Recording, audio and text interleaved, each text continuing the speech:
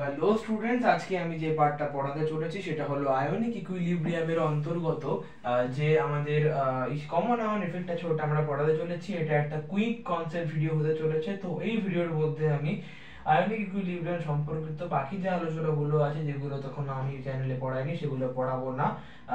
Urgently আমাকে ভিডিওটা বানাতে হচ্ছে, তার কারণ আছে, কিন্তু আমি এটা বানাচ্ছি। তো বাদ বাকি আমি ধরে নেব যে তোমরা আয়নিক ইকুইলিব্রিয়াম সম্পর্কে জানো, তাই কমন আয়ন এফেক্ট পড়তে এসছো। তাহলে পরে আমি যখন প্রপার ভিডিও বানাবো তখন সেখান থেকে দেখে নেবে। তো কমন আয়ন এফেক্ট আমরা পড়বো। ফার্স্টে আমরা দেখে নেব যে কমন আয়ন এফেক্ট সম্পর্কে বই আমাদের কি বলছে। তো বই আমাদের বলছে weak electrolytic substances are partially dissociated or ionized in aqueous solution.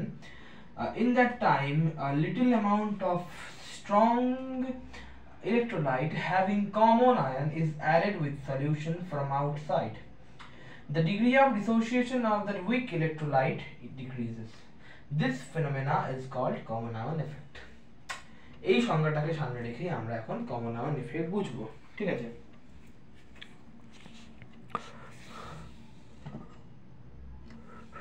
তো কি বলছে আমাদের, একটা উইক ইলেকট্রোলাইটিক সাবস্টেন্স আছে যেটাকে আমরা অ্যাসিডই ধরে নিচ্ছি আপাতত বোঝানোর জন্য, এইচে।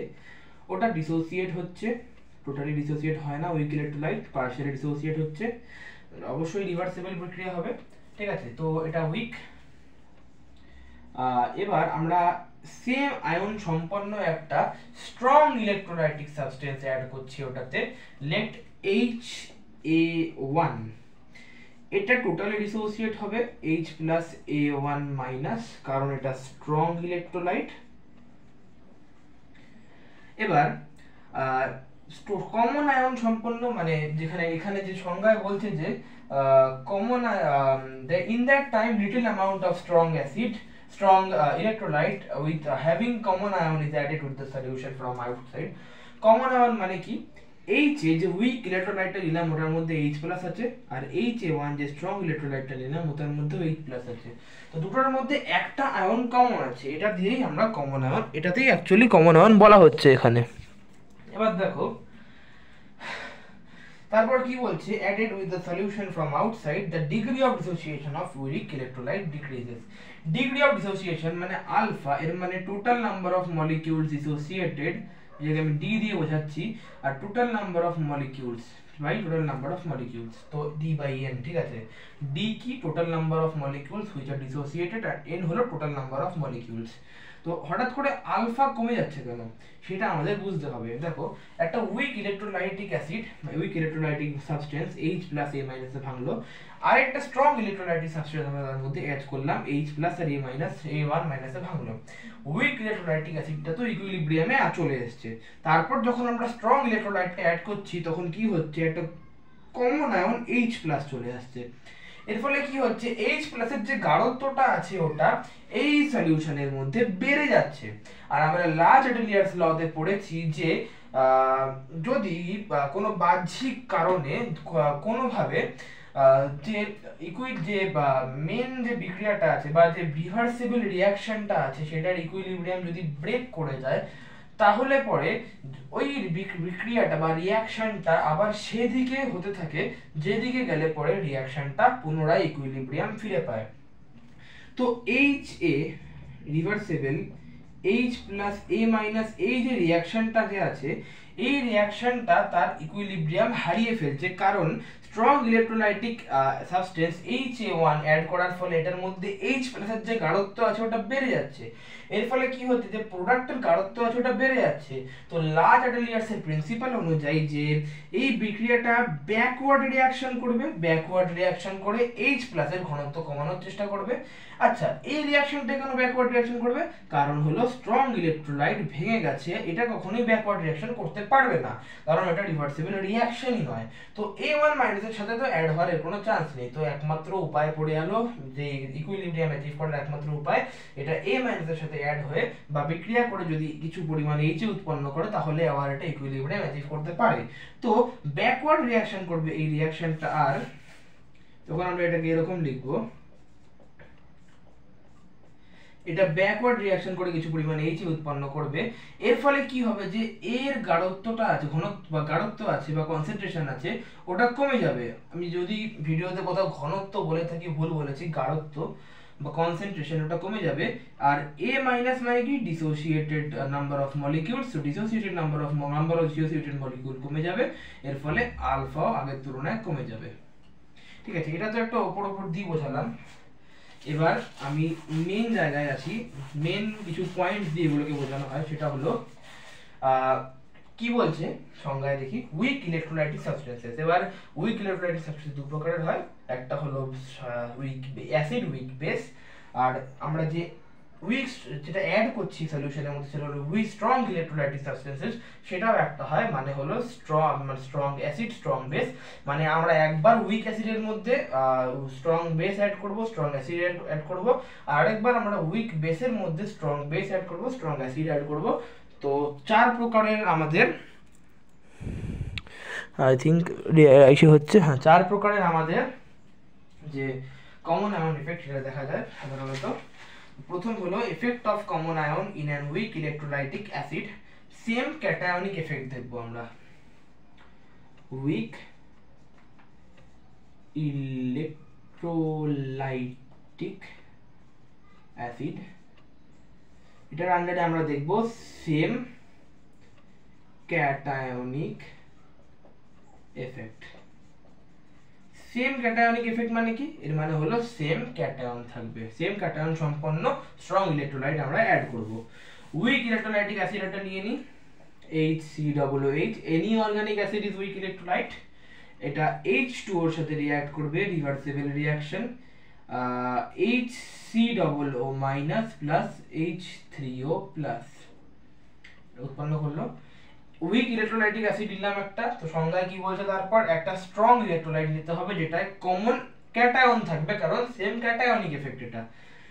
তো আর একটা স্ট্রং ইলেকট্রোলাইটিক সাবস্টেন্স যেটা সেম ক্যাটায়ন থাকবে ইজ H2SO4, H2SO4 নেব না, H2SO4 নেব না, HCl নি, HCl নিলাম। তো এটা H2O এর সাথে রিঅ্যাক্ট করবে, এটা রিভার্সিবল রিঅ্যাকশন নয়, Cl minus plus H3O plus উৎপন্ন করবে। এই দেখো H3O প্লাসটা যে আসছে, এই H3O প্লাসটা হলো ক্যাটায়ন বা সেম ক্যাটায়ন।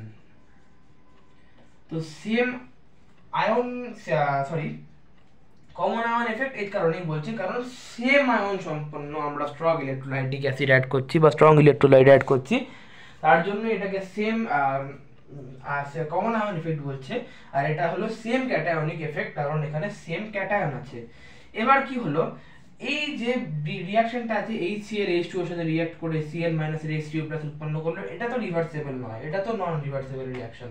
তো আর যে কিন্তু HCOOH এর সঙ্গে H2O রিঅ্যাক্ট করে HCO মাইনাস আর প্লাস H3O প্লাস উৎপন্ন করলো, এটা রিভার্সিবল রিঅ্যাকশন।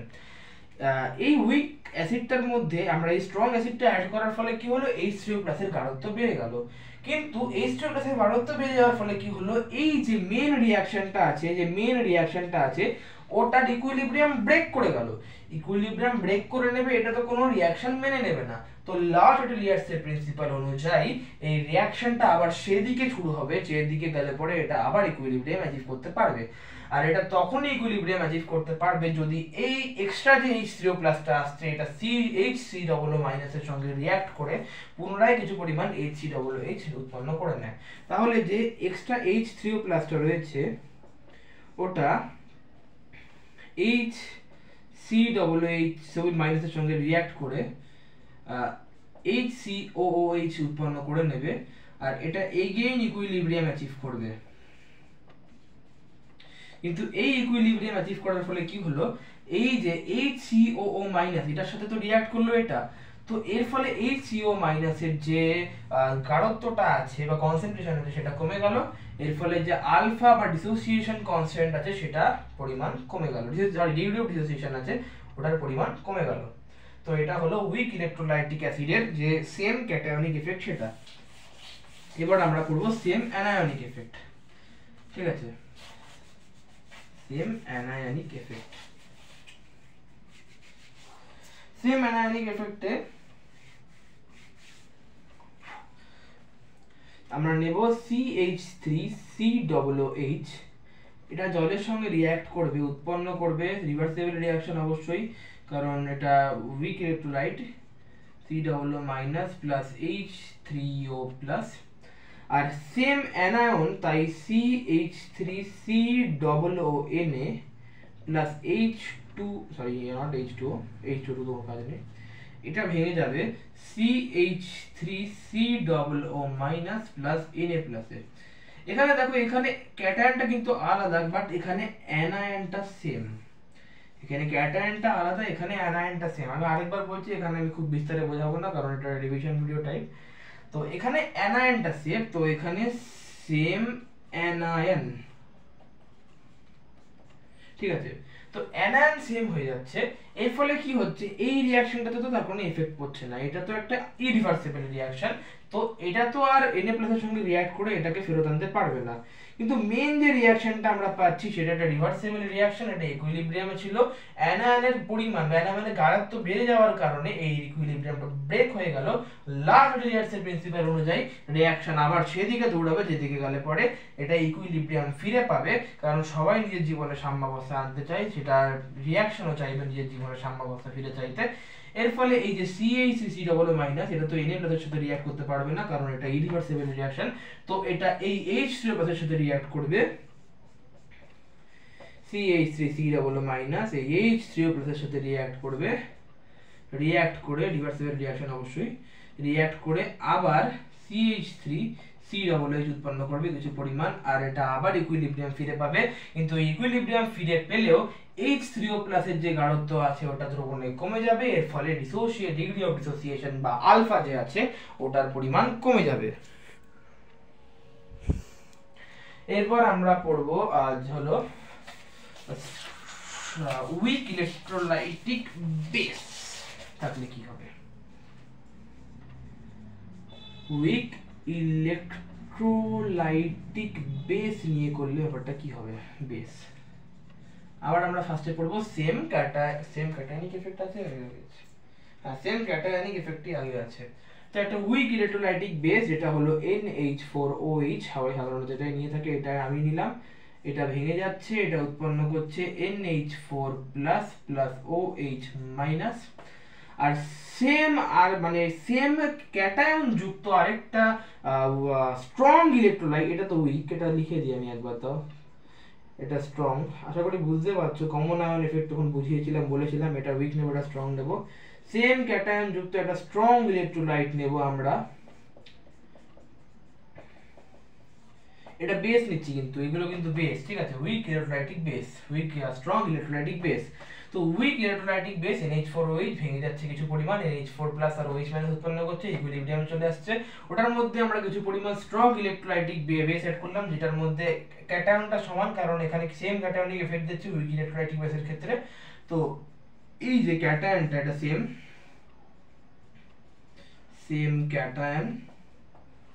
ক্যাটায়নটা সমান সেম।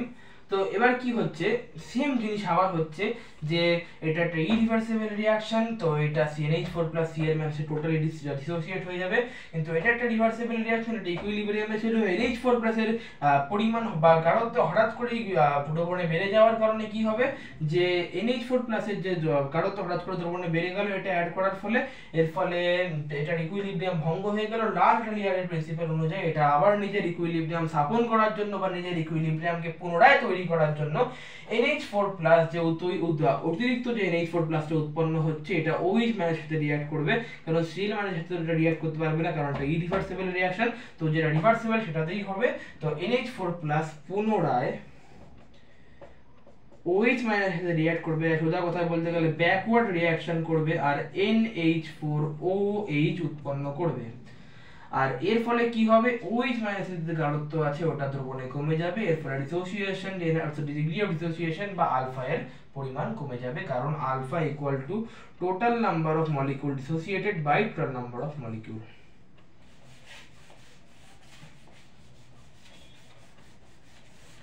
এবার আমরা এখানে উইক ইলেকট্রোলাইটিক বেসের ক্ষেত্রে same anionic effect, I think cationic পড়ালাম, হ্যাঁ তাহলে সেম অ্যানায়নিক এফেক্ট দেখব, আর আমরা সেম অ্যানায়নিক এফেক্ট দেখব। আমরা সেম ইউজ বেস নেব, আমরা বেশি পাকায় মারবো না। NH4OH এটা ভেঙে গেল, NH4 plus plus OH minus, এবার অ্যানায়ন সেম করতে হবে, মানে OH মাইনাসের সেম কিছুটা নিতে হবে। সব থেকে স্ট্রং মানে অনেক যথেষ্ট স্ট্রং একটা মানে OH মাইনাস যুক্ত স্ট্রং ইলেকট্রোলাইটিক বেস বলা তো খুবই সহজ। এক মিনিট, হ্যাঁ রেকর্ডিং হচ্ছে। বেস বলা তো খুবই সহজ। তা NaOH ভেঙে যাবে, Na প্লাস আর OH মাইনাস উৎপন্ন করবে। OH মাইনাস এটা একটা সেম অ্যানায়ন, এটা সেম অ্যানায়ন তো, হ্যাঁ এটা সেম অ্যানায়ন, তো লিখে দিই same anion. Same anionic effect দিচ্ছি আমরা উইক ইলেকট্রোলাইটিক অ্যাসিডের ক্ষেত্রে। তো একটা উইক ইলেকট্রোলাইটিক বেস নিলাম যেটা পার্শিয়াল ডিসোসিয়েট হলো, NH4 প্লাস আর OH মাইনাস উৎপন্ন করলো। এটা স্ট্রং ইলেকট্রোলাইটিক বেস কিছু পরিমাণ এড করলাম যেটা হলো NaOH, টোটালি ডিসোসিয়েট হয়ে গেল, Na প্লাস আর OH মাইনাস উৎপন্ন করলো। এবার এই দুটোর মধ্যে সেম অ্যানায়ন রয়ে গেছে, OH মাইনাস আর OH মাইনাস। এটা একটা ইরিভার্সিবল রিঅ্যাকশন, OH মাইনাস ওখানে Na প্লাসের সাথে বিক্রিয়া করবে না, কিন্তু এটা একটা ইরিভার্সিবল রিঅ্যাকশন, যে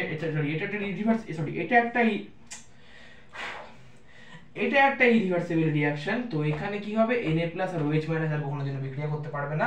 কিন্তু এটা একটা রিভার্সিবল রিঅ্যাকশন, এটা ইকুইলিব্রিয়ামে ছিল, কিন্তু হঠাৎ করে NaOH অ্যাড করার ফলে OH মাইনাসের যে গাঢ়ত্বটা আছে ওটা বেড়ে যাচ্ছে, আর গাঢ়ত্ব বেড়ে যাওয়ার কারণে কি হচ্ছে, এটার যে ইকুইলিব্রিয়াম আছে, মেইন যে রিঅ্যাকশনটা আছে ওটা ইকুইলিব্রিয়াম ব্রেক করে যাচ্ছে। ইকুইলিব্রিয়াম ব্রেক করলে পরে কি হবে, লাটলিয়ারের প্রিন্সিপাল অনুযায়ী ইকুইলিব্রিয়াম ব্রেক করলে পরে আবার সেই দিকে রিঅ্যাকশনটা হতে শুরু করবে, যে দিকে গেলে পরে রিঅ্যাকশনটা পুনরায় ইকুইলিব্রিয়াম অ্যাচিভ করতে পারবে। অর্থাৎ এই যে অতিরিক্ত OH মাইনাস উৎপন্ন হচ্ছে, এটা এই NH4 প্লাসের সঙ্গে রিঅ্যাক্ট করে যাবে, NH4 প্লাসের সাথে রিঅ্যাক্ট করে যাবে, আর কিছু পরিমাণ NH4OH আবার উৎপন্ন করবে, আর পুনরায় ইকুইলিব্রিয়াম অ্যাচিভ করবে। কিন্তু এই ইকুইলিব্রিয়াম অ্যাচিভ করার চক্করে NH4 মাইন প্লাসের যে গাঢ়ত্বটা আছে সেটা কমে যাবে। এর মানে ডিসোসিয়েটেড আয়নসের যে টোটাল নাম্বারটা আছে ওটা কমে যাবে আগের তুলনায়। এর ফলে কি হবে, যে ডিগ্রি অফ ডিসোসিয়েশন আছে আলফা, ওটার পরিমাণও কমে যাবে, কারণ alpha equal to the dissociated molecules by number of total molecules. তো এটাই হলো উইক ইলেকট্রোলাইটিক বেস, একদম সহজ। উইক ইলেকট্রোলাইটিক বেসের ক্ষেত্রে same cationic same anionic effect, common ion effect এখানেই শেষ। খুবই সহজ জিনিস, খুবই কমপ্লিকেটেড করার কিছুই নেই। জাস্ট একটা উইক ইলেকট্রোলাইট নেব, ওটার সেম এক ক্যাটায়ন বা অ্যানায়ন যুক্ত একটা স্ট্রং ইলেকট্রোলাইট নেব, যেটা সামান্য পরিমাণ অ্যাড করব, এর ফলে যে সেম অ্যাটায়ন বা ক্যাটায়ন আছে ওটার পরিমাণ বেড়ে যাচ্ছে। স্ট্রং ইলেকট্রোলাইটটা যে অ্যাড করছি ওটার রিভার্সেবল হওয়ার কোনো চান্স নেই, কারণ ওটা একটা ইরিভার্সেবল রিঅ্যাকশন। তো রিভার্সেবল রিঅ্যাকশন যেটা মানে যে উইক ইলেকট্রোলাইটটা আছে ওটা পুনরায় ব্যাকওয়ার্ড রিঅ্যাকশন করবে। এর ফলে ব্যাকওয়ার্ড রিঅ্যাকশন করার ফলে কি হবে, যে ওটা আবার ইকুইলিব্রিয়াম অ্যাচিভ করতে সক্ষম হবে। কিন্তু ইকুইলিব্রিয়াম অ্যাচিভ করতে গিয়ে যেটার সঙ্গে মানে যদি সেম অ্যানায়নিক ইফেক্ট হয় তাহলে পরে ক্যাটায়নের গাঢ়ত্ব কমে যাবে, আর যদি সেম অ্যানায়নিক এফেক্ট হয় তাহলে সেম অ্যানায়নিক এফেক্ট হলে ক্যাটায়নের গাঢ়ত্ব কমে যাবে, আর সেম ক্যাটায়নিক এফেক্ট হলে অ্যানায়নের গাঢ়ত্ব কমে যাবে। আর গাঢ়ত্ব কমে যাওয়ার ফলে ডিগ্রি অফ ডিসোসিয়েশন বা আলফা ওটারও যে ইসে আছে ভ্যালু আছে ওটা ডিক্রিজ করে যাবে। এটাই অ্যাকচুয়ালি হলো আমাদের বলে কমন আয়ন এফেক্ট। তো কমন আয়ন এফেক্ট এখানে শেষ, এর থেকে বেশি কিছু বলার নেই, পড়ে থাকলে সবই হবে।